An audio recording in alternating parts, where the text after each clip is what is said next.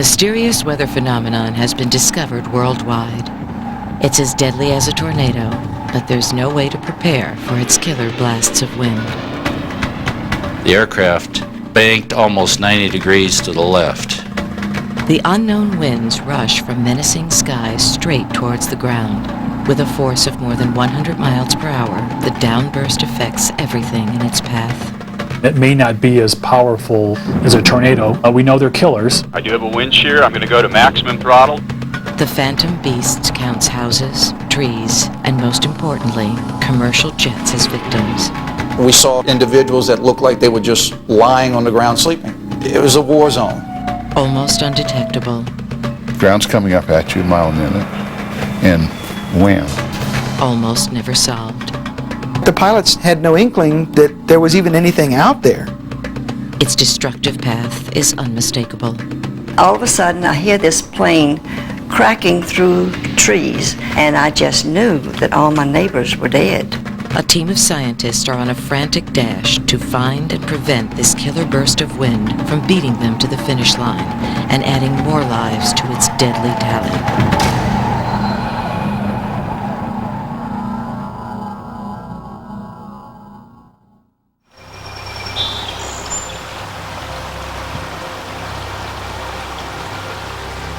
Wind, an element constantly surrounding the earth. An interruption of static air that is fluid, always moving, with change as a constant companion. The breeze of spring's first warm day, but also the bone-chilling gusts of winter's night. The wind is a complication of mysteries, but these Sentry Guard monuments might hold the key to unlocking nature's elusive gusts, and their story is as amazing as the dangerous winds they shadow. June 24th, 1975 is a typical lazy summer day in New York City. Baseball bats are cracking, taxis are honking, and vacationers are packing roads and airways with heavy bags and light minds. We were going to Sicily, to Italy, to visit my grandparents. We boarded the plane in New Orleans and headed to New York. The weather was nice, beautiful sunny day. Eastern Airlines Flight 66 takes off from New Orleans at 1:19 p.m. The plane reaches cruising altitude within minutes, and the flight crew slips into their normal routine. Passengers relax, their comfort a direct reflection of the clear day and turbulence-free ride. After what seems like only a short trip, EA-66 is cleared to land at JFK Airport in Jamaica, New York, around 4 p.m. Kennedy weather VFR, sky partially obscured, estimated ceiling 4,000 broken. Kennedy Airport, New York, on Long Island, a preferred location where thunderstorms form, and a relatively innocuous thunderstorm formed in the vicinity of the approach path. There were several aircraft that came in ahead and landed. Eastern Flight 902, which had tried to land minutes earlier, claimed a pretty good shear had pushed them down to the right. On approach to New York, it changed the weather. There was a thunderstorm. I just remember seeing lightning. There was a significant wind shear that occurred on the approach. The flight crew did their best to take care of the maneuver, but they were unable to overcome the wind shear. The action aircraft continued on, flight crew believing that they could get through the storm, and unfortunately crashed short of the runway. I remember kind of putting my hand out, you know, like when you're in a car and you're braking. I just remember being forward, like a nosedive. And then after that, I don't remember anything. It wasn't for a couple of days that I woke up. They had told me that we were in a accident and that my mother had died. My sister survived for a few days. Flight 66 was carrying 124 passengers and crew members. 113 persons perished, victims of mystifying weather, possibly a wind shear. Any change in wind is just called wind shear. But what was unique about the story was that there were some airplanes that went in right before the one that crashed, Eastern 66, who didn't have trouble. That was the amazing thing about it, is how could one plane land and 1 minute later another plane crash? A killer wind shear was thought to be too wide in diameter to affect only one plane. But there was no other way to explain the fatal crash. No tornadoes had been reported, and lightning was ruled out as a factor. Officials were hesitant to completely blame invisible weather, but they could see a pilot at the controls of a downed jetliner. The National Transportation Safety Board, responsible for investigating U.S. airline crashes, cited the flight crew's delayed recognition and correction as cause of the accident. Basic cause of the accident was the flight crews continuing the approach into adverse weather from which they did not recover, and they crashed into the approach lights short of the runway. Prior to that time, we hadn't lost a lot of airplanes to known wind shear. Generally, it was considered to be either an aircraft problem or a piloting problem as opposed to a meteorological event. There always seems to be the jumping to the conclusion that it's pilot error. And of course, we are all comrades, and we do stay together. We know we've had this good training, and I would think that you'd find in most cases it's not pilot error. Refusing to agree with the government's decision to blame the flight crew, one of those comrades decided to take action. Homer Mouden was a retired Braniff Airways captain, now with the Flight Safety Foundation. He tried to forget the mysterious wind reports surrounding the crash, but they would not disappear from his conscience. He took his concerns to the University of Chicago and world-renowned meteorologist Dr. Ted Fujita. So he came to Fujita and said, "Professor Fujita, I think the weather did this." And Fujita, he was about to leave town that day, but Mouden was persistent, and finally something clicked in Fujita's mind. He didn't travel that day, he got so excited about it.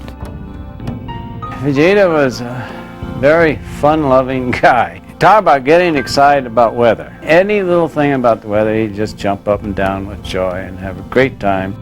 Fujita was just absolutely an amazing man, and because he had the ability, like no other person ever in the meteorological world, of seeing things and how they all fit together in ways that no one could do.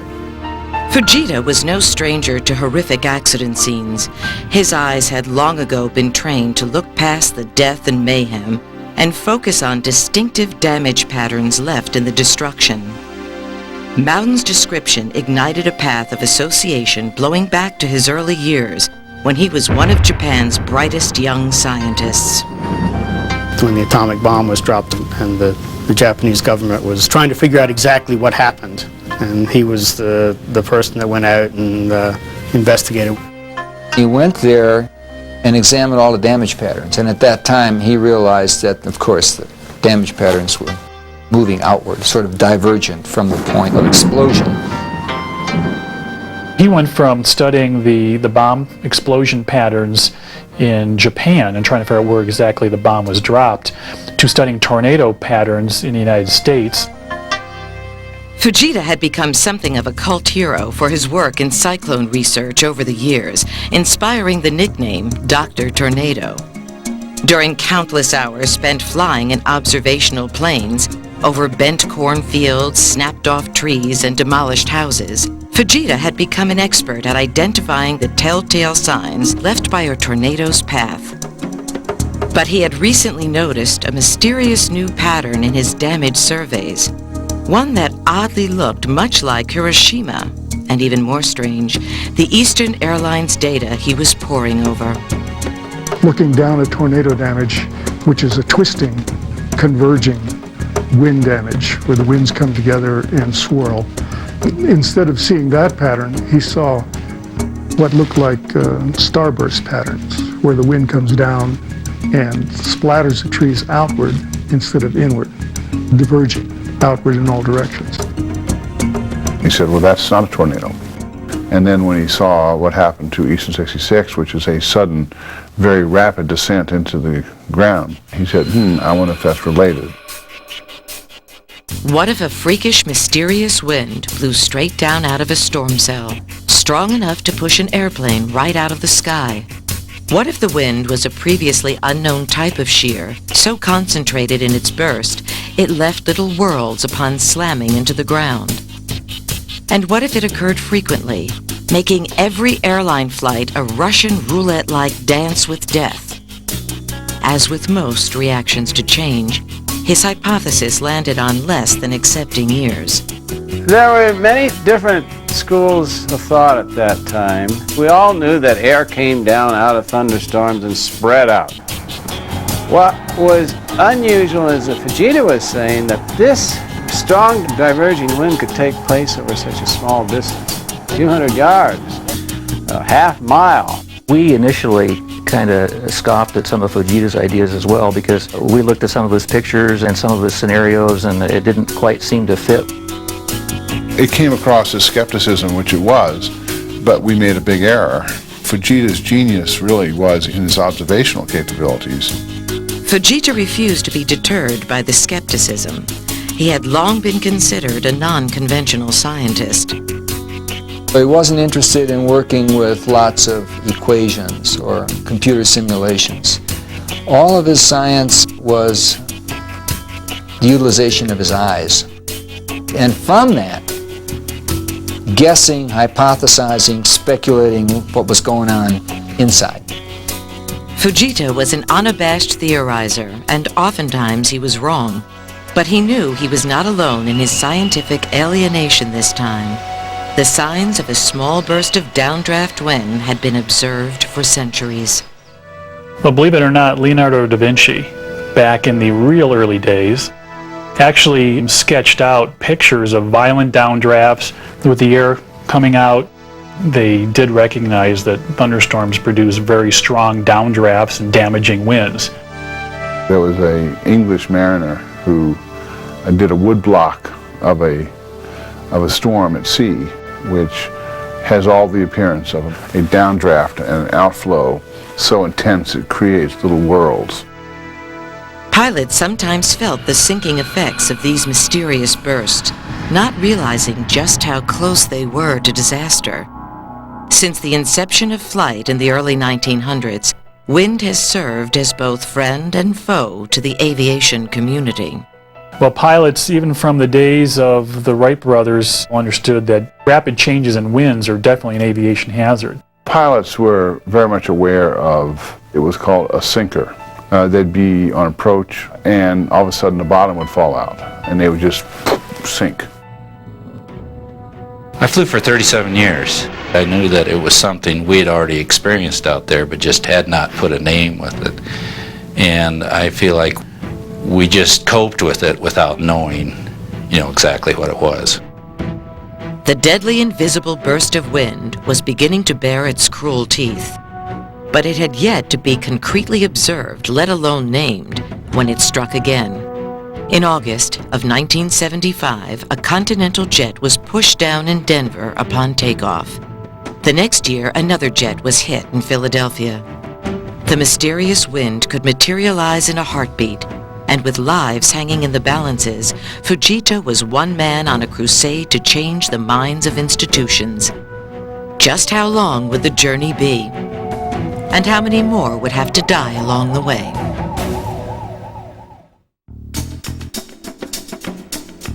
The mysterious crash of Eastern Airlines Flight 66 in 1975 killed 113 people and left a permanent impression on scientists baffled by the seemingly invisible cause. A small, rushing burst of wind, moving straight down from above, forced the plane to crash in a burst of flames.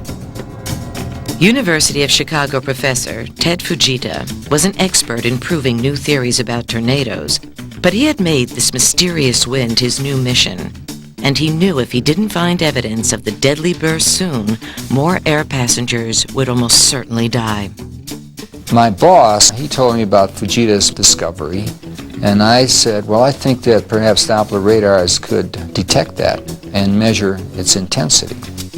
I went to Chicago and talked to Fujita, and he got very excited about it and began to develop plans for an experiment in Chicago. The ever-enthusiastic Fujita had a way with catchy words.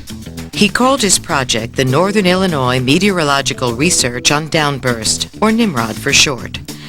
In the Bible, Nimrod was described as a mighty hunter, but the scientists were about to find a killer more dangerous than they had ever imagined. Using 3 radars, Project Nimrod urgently began in the summer of 1978 near O'Hare Airport in Chicago, Illinois. Fujita and his team spent day and night huddled over computer screens, hoping to snare one of the killer winds with their Doppler radar technology. People, when they hear a train approaching and then receding, the sound will change in pitch. And that's a similar effect the radar has. It has the ability to tell whether those raindrops are moving toward or away from the radar using the Doppler effect. If Fujita's downburst model was correct, the Doppler effect could be used to detect its existence by measuring the particles being carried in its rushing wind. The radar sends out a signal that detects if the rain particles are moving towards or away from the dish in opposite directions. They set up their radars in a wide triangle, unsure about the size of the killer burst. Just like catching a fish. If you're going to catch a small fish, use a net with small holes. If you're going to catch a big fish, you can go with a net with bigger holes. Well, Nimrod, they weren't sure how big this fish was, and so they didn't put out a very fine net to catch it. The long days turned into longer weeks, the winds constantly whipped by their weather stations, tantalizing the scientists with their potential to be the killer downdraft of air.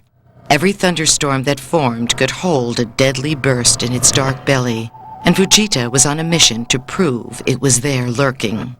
So of course we've been waiting and waiting, and on May 29th there was a thunderstorm just a couple miles away. And so we swung the radar around to start scanning it. The thunderstorm was moving rapidly straight towards the scientists. As the dish scanned back and forth, it suddenly saw movement. Tense eyes focused on the radar screen, wondering if they were finally seeing the deadly wind. This was just one big bullseye of air coming towards us very fast. So, geez, we got all excited seeing the radar, so we rushed outside to see it. What this thing, what we're going to see, we didn't know. The radar was located on a farm pond. It was right next to it. And we ran out, and just as we ran out, the wind gust, and it almost blew us into the lake. The scientists were numb with the excitement of discovery. They had actually seen and felt the rushing downburst of wind that Fujita felt was responsible for knocking airplanes out of the sky. In the haste of trying to locate and see the deadly burst, the discovery had remained nameless. Fujita dubbed the killer wind a microburst for its relatively small size of less than 2.5 miles across. When you encounter some of these shears, micro is not the word you would associate with what just happened to you. It would be more like macro. But in terms of meteorology, I can understand why they would call it a microburst, because they're thinking of the area in which it occurs. Project Nimrod was a resounding success. Entering the field study, Fujita had only theorized about the powerful downdraft. But over the summer of 1978, he and his team were able to prove its existence and also get a clear picture of how dangerous the microburst really was. A microburst first starts in the upper reaches of a thunderstorm. Raindrops are formed by warm air pushed upwards and then rapidly cooled by the atmosphere. When the raindrops become heavier than the air, they begin to fall. And it's falling thousands of feet, and as the air gets colder and colder and the precip falls, it just starts accelerating. When you get into really, really strong situations, you can get downdrafts around the order of 100 miles an hour. And then it hits the ground and it's got to go somewhere, so out it goes, swooshing out to the sides. The microburst wind started to get more attention from the weather community. Papers were published, doctorates were awarded, and the scientists left the field study sure that the Federal Aviation Administration would fund further studies to make airways safe. We just still didn't know much about them. Didn't know much about what caused them. Certainly didn't know anything about their climatology. What's their characteristics? How strong are they? But the FAA didn't take the scientists' report seriously enough. They had been working on a system to detect what they thought was the problem, a different type of wind shear called a gust front. Wind shear is the general term for any change in wind speed, and a gust front is a large-scale, cool breeze that blows from the leading edge of a thunderstorm. But a microburst is a powerful, small-scale event. After the John F. Kennedy crash in the 1970s, the FAA did develop the low-level wind shear alert system, which was primarily a network of about 5 or 6 wind sensors around an airport. The system was designed to detect the gust front, which is like a single line of wind moving across an airport, which it was able to do. Problem is it couldn't detect a microburst. The low-level wind shear anemometers were set up too far apart to detect microbursts.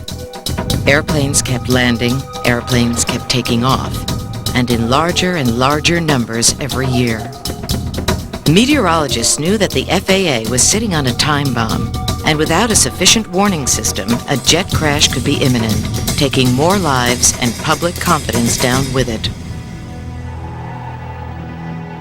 The shifting winds of 1979 would bring new hope to NCAR's Boulder, Colorado headquarters.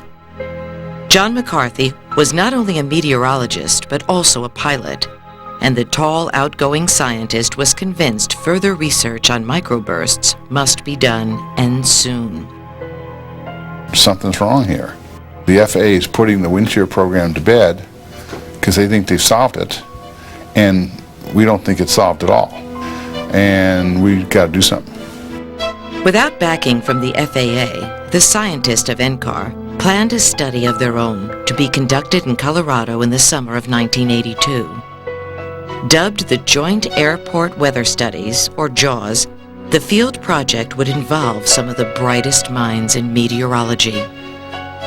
During the JAWS studies, we want to know how strong is it, how does it affect the aircraft, how many are there, and its name JAWS came out not too long after the movie JAWS, and so we were always thinking about something coming out of the ground and grabbing and pulling airplanes out of the sky. So it definitely had a eerie feeling that we were dealing with something that was truly hazardous. Fujita, Jim Wilson, and John McCarthy would be the lead scientists in JAWS. They knew that this time they needed to see more microbursts, particularly so they could understand the effect they had on commercial jets. They gambled and put their 3 radars closer together than anyone really felt comfortable with. Graduate students, fellows, and meteorologists assembled in the Colorado foothills, ready to pan for microburst riches. We were looking at a very small area, and there was a lot of speculation that maybe we might not see very many of these things, just a few of them. And in fact, we saw all we needed and more. We had a bonanza of microbursts. They were everywhere. We couldn't believe it. And so we then began to wonder, well, how come there weren't lots of accidents? We knew how strong they were, and we knew from our own experience that they were an aviation hazard. And you think about aircraft operations, one after the next every few minutes. The chance of encountering one is small, but there are still going to be several that could be encountered head-on by an aircraft in any given airport in any given summer. They fought through the fatigue, needing only to look past the wind swirls across the flatlands to nearby Denver Stapleton Airport. The vision of thousands of people unknowingly putting their lives in danger every day was like bottled adrenaline. On an approach, the aircraft is very slow. It's trying to maintain just enough speed to land on the runway. So what happens, the airplane comes into the wind flow, its nose goes up a little bit while the pilot's trying to land, so they typically react by putting the nose down. Then you hit the downdraft, and the downdraft starts pushing on the aircraft, and then it starts accelerating downward. And then just about the time the pilot's trying to react to the downdraft, you get a tailwind, and then boom, the lift is gone, and the plane starts essentially falling like a rock. The scientists' discoveries always return to the lingering realization that the wind is everywhere. And wherever there was a thunderstorm, there could be a microburst. Like the silent screams in a nightmare, the handcuffed scientist had no way to warn the thousands of planes flying every day. I was driving back from the radar site and I heard about the crash on the radio, and I pulled off the side of the road. And then I put my hands over my face and I said, "Oh my God."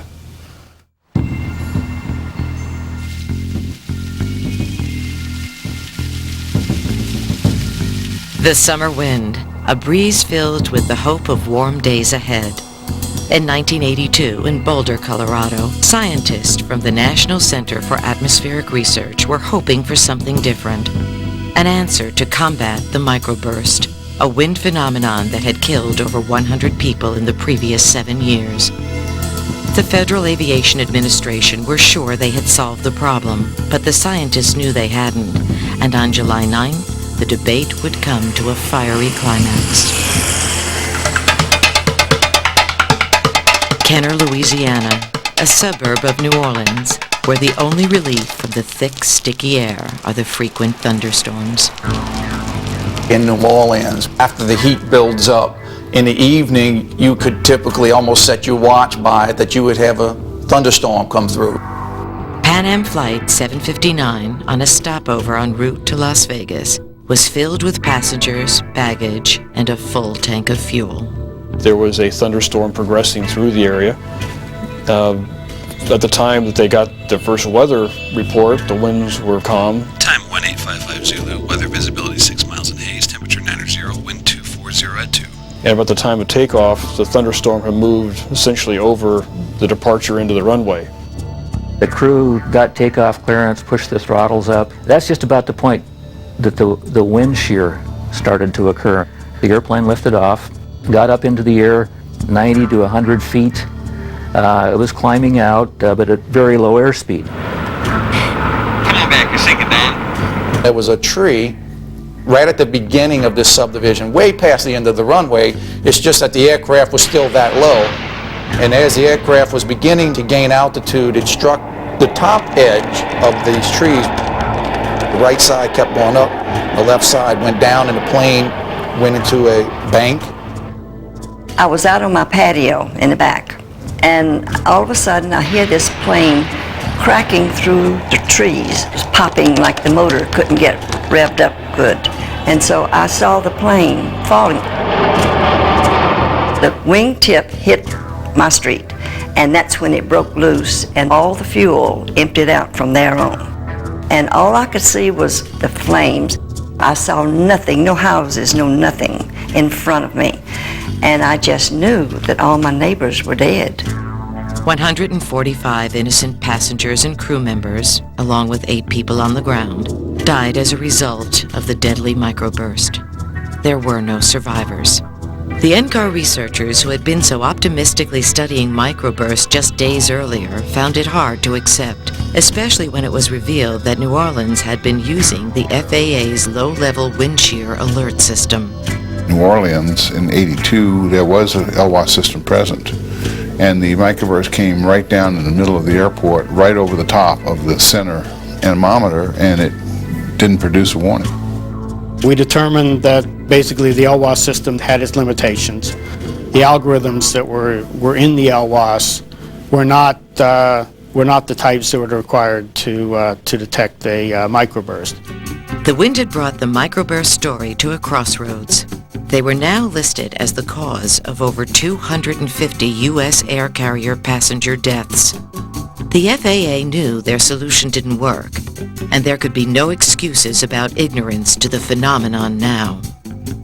It always takes a large-scale incident before everybody wakes up and then says, we're all going to sing from the same sheet of music, let's fix this problem. Well, at that time, in 1982, that was the incident.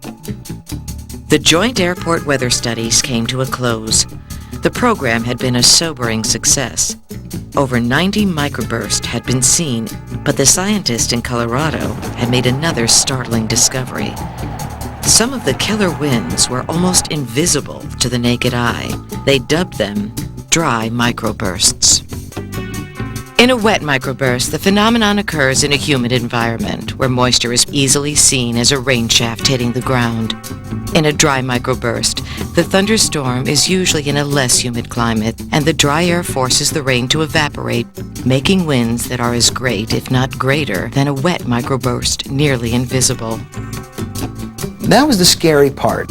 Pilots certainly have enough sense to avoid the dangers that they can see, but in this case there would be a danger that couldn't be seen. After the JAWS project ended, the National Science Foundation advised that an industry-wide training program be implemented for pilots. John McCarthy also wanted to further develop the radar detection system, making the Doppler automatic so that it could be practically deployed, protecting airports nationwide. We found out that you could absolutely detect a microburst with a Doppler weather radar, period. We knew that radar could detect microbursts. We knew that the existing systems probably weren't adequate for all of the functions that we wanted. But then we had to turn it into an operational system. After 8 long years of study, the microburst phenomenon seems so close to being understood, but still light years away from being solved. The stealthy killer wind was proving to be a silent assassin. And on August 1st, 1983, President Ronald Reagan and Air Force One would find out firsthand after they landed at Andrews Air Force Base. An anemometer on the Air Force Base measured 110 knot wind. And if you imagine that there was an opposing wind at the other end of the airport of even half that strength, we're talking about a 100 to 200 mile per hour microburst.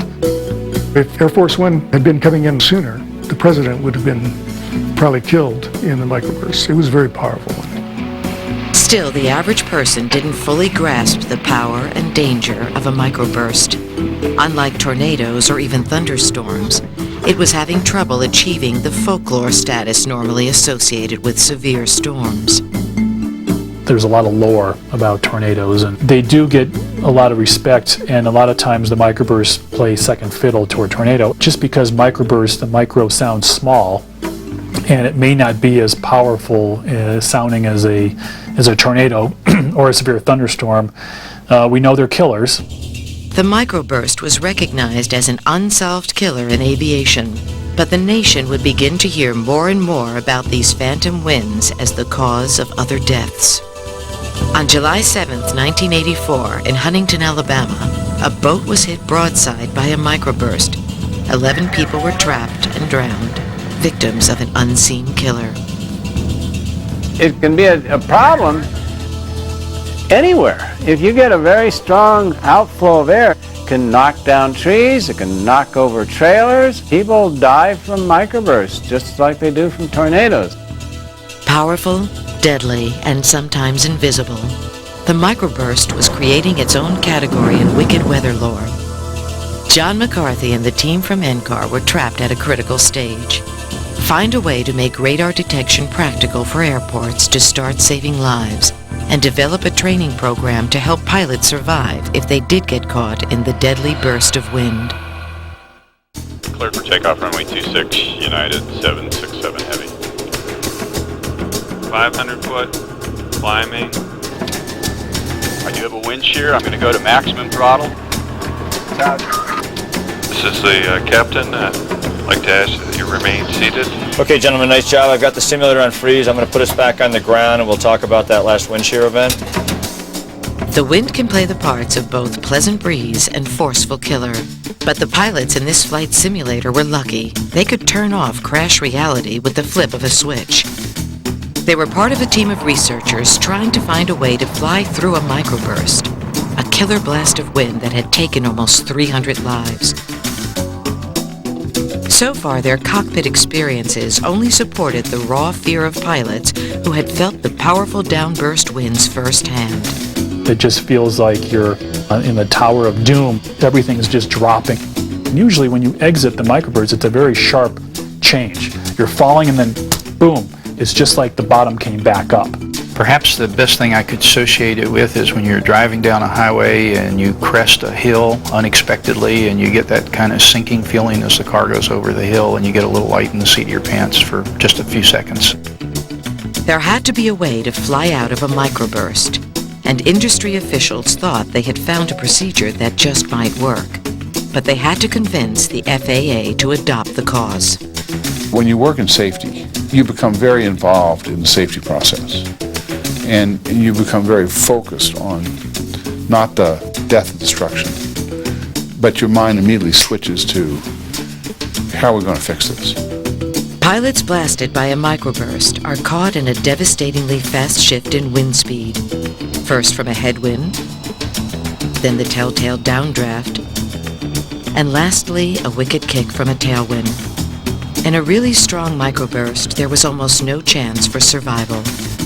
Several times through the process, I was frustrated. I was the one that was given the responsibility to manage the program, and so I'd say every day I was worried that it wasn't going to work. A training program to teach pilots how to fly through a microburst encounter was being prepared for FAA approval, but the best alternative was to avoid the big winds altogether. A radar practical for widespread use at airports, however, had to be practically automated. Safety researcher John McCarthy knew he had the tool to do it: Doppler weather radar. In the summer of 1984, the FAA challenged him to demonstrate it. Denver Stapleton Airport would be the proving grounds. We started producing live microburst alerts. We had meteorologists in the radar, and we had meteorologists in the tower. They'd radio the location of the microburst. We'd draw it on a map, we'd hand it to the controller. The controller would broadcast it to the pilot. Undoubtedly, it made a big impression. We also crafted a survey form that we handed out to pilots. There was one in particular from a pilot that the phrase in his writing was, "This warning saved my aircraft." Well, that did it. You know, if it's this good, then we'll pursue this and we'll wrestle this thing to the ground until it's done. The terminal Doppler weather radar was such an obvious lifesaver. There's no way the FAA could ignore the results. Well, this was really the first step to turning a scientific tool into an air traffic control instrument that can be used by pilots and controllers. As with any bureaucratic system, just because the technical department of the FAA wanted to do something didn't mean that the people that had the money at the FAA wanted to do it. It's frustrating when we know of solutions that can solve problems, yet the money's not there to do it. I thought the bureaucracy was horrible. Nature pays no heed to the timetables of men. On August 2nd, 1985, the accident that many thought could have been prevented wasn't. Every year, my wife Carol and I go backpacking. On our last night, I had a dream that there had been a terrible wind shear accident. I told her in the morning. She said, "You're nuts, you know. You've been working wind shear too long." So we got in the car and turned on the radio, and sure enough, at least 122 people were killed when a Delta Airlines jumbo jet crashed into a field last night on final approach to Dallas-Fort Worth Airport. The microburst had unleashed its deadly power once again. This was the second major accident due to microbursts in 3 years. Americans were angry and scared, and the public would not sit by and watch more of their friends and family die. The whole accident could have been avoided. The plane was very, very close to the runway. It was a matter of seconds more, and probably nobody would have been killed or hurt. The accident in '85 was a major wake-up call that it was time to take more definitive action. The turning point was a level of public awareness that we need to do something. Everybody at the FAA decided to move forward, not just the technical part, but the people with the purse strings. The FAA made a very quick decision to go and implement a national system. Led by United Airlines, pilot training would be the quickest program to get approved. The Boeing, Lockheed, and Douglas Aircraft Corporations had spent months on the proper escape maneuver. The escape maneuver we came up with was something that the pilot could easily remember and operate. they found out that you could very gingerly pull back and increase the pitch of the aircraft by basically trading altitude for airspeed. And that gave you a greater chance to penetrate this event, which lasts only about 30 seconds. It really gave you a lot of confidence, knowing that it would fly out of the most extreme situation that you'd probably ever get into. The wind shear training aid, the first major blow to the killer downburst winds, was officially adopted by the FAA in 1987. The scientists were halfway to their goal. The other step was avoiding the deadly burst altogether. But detecting the invisible winds wasn't easy, and the terminal Doppler weather radar had yet to be refined as an automated system. One of the scientists who was brought in for this critical phase had a familiar face. Ted Fujita, now nearing 70 years old, had first hypothesized about the existence of a microburst wind over 10 years earlier. The researchers built test radars that they moved to locations in Tennessee, Alabama, and Florida. At each stop, they were amazed at how the automatic systems worked. Within a minute, the TDWR is detecting the microburst. The processor builds this picture of what's going on out there, and then it's that picture that's ultimately put up on a graphical display and on a textual display for use up in the control towers, and the controller actually reads it off on a ribbon display within 2 minutes of that event occurring. So it's very rapid turnaround. After years of research, frustrated attempts to raise money, and skepticism from all sides, the microburst scientists seem to have finally reached their summit. The FAA contracted with Raytheon Corporation to build the TDWR radar at 45 airports over the next several years. But there would be some unforeseen problems with saving lives. Trying to get these systems installed would become a neck-to-neck race with the killer microburst. And with increased public attention, the margin for error would be zero.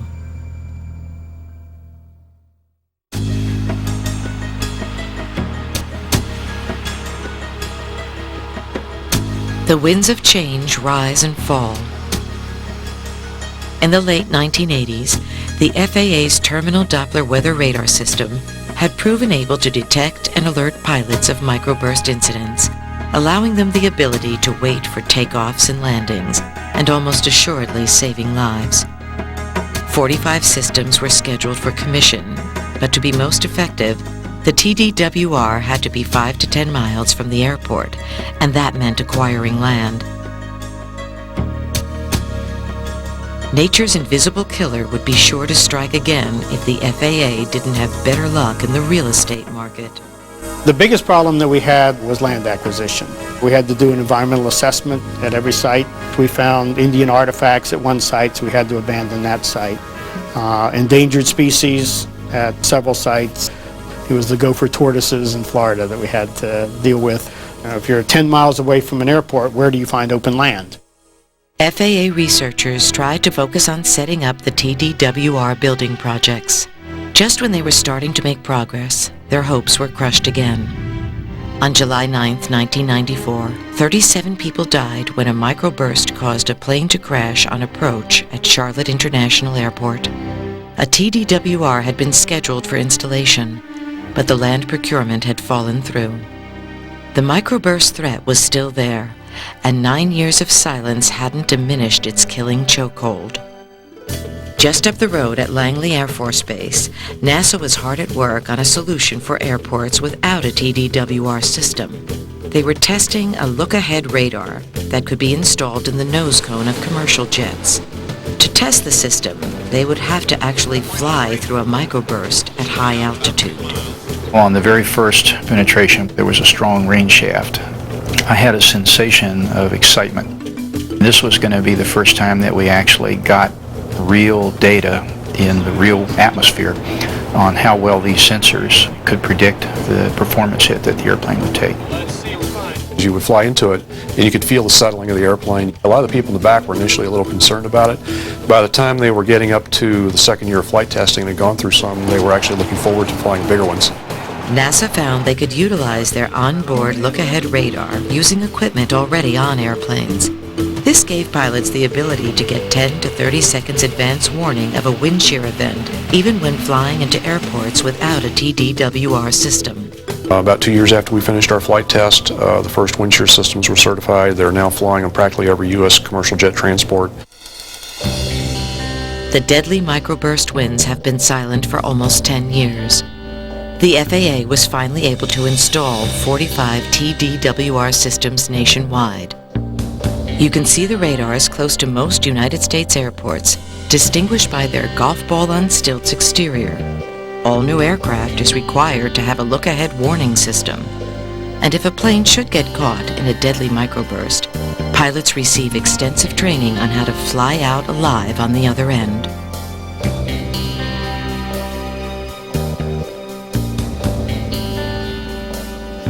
It's one of the few times when we can look back and point at something we did and say, this really made a big difference. The wind shear problem hasn't gone away. For the most part, however, we've been very effective in treating the microburst problem.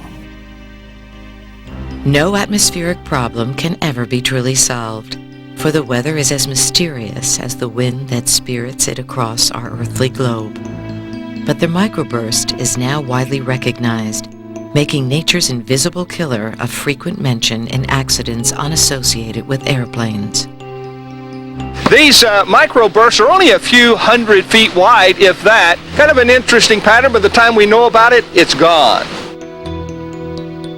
NASA has even speculated that wind shear could have been a factor in the crash of Space Shuttle Columbia, February 1st, 2003. Though it has since been discounted, investigators initially looked into whether wind shear weakened the left wing at liftoff, eventually causing the craft to disintegrate, killing all 7 astronauts on board.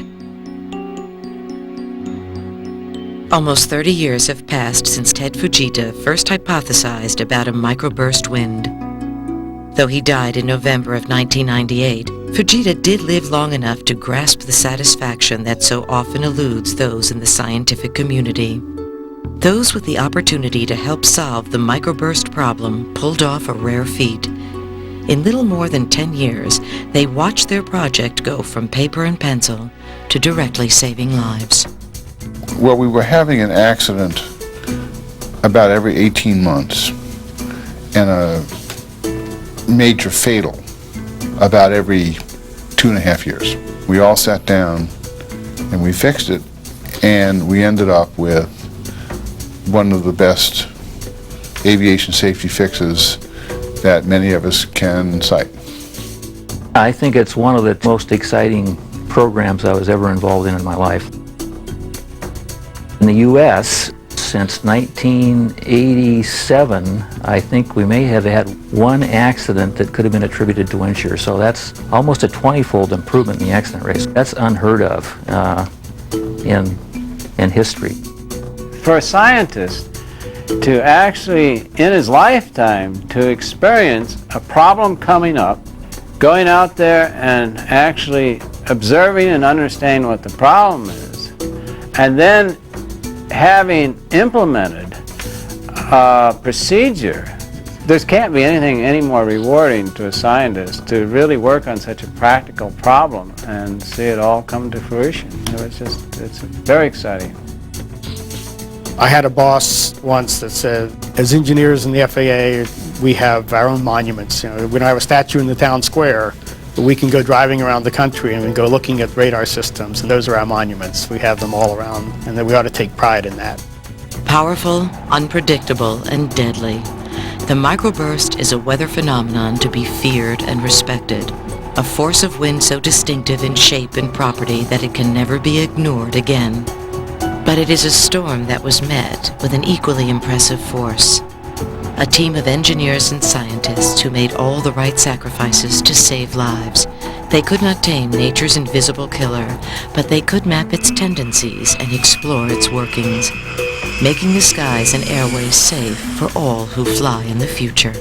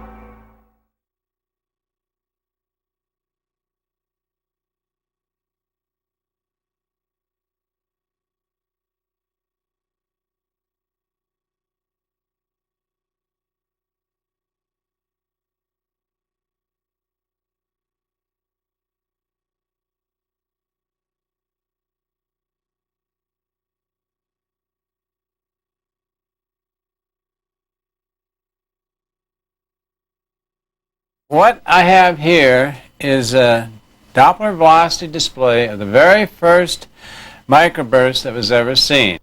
The colors indicate wind speed. These blue and green colors mean that air is flowing towards the radar, and these browns away. But when you look at this, there's this bullseye of very strong winds. We've been waiting and waiting to see a very small feature like this, and sure enough, there it was. That's our microburst.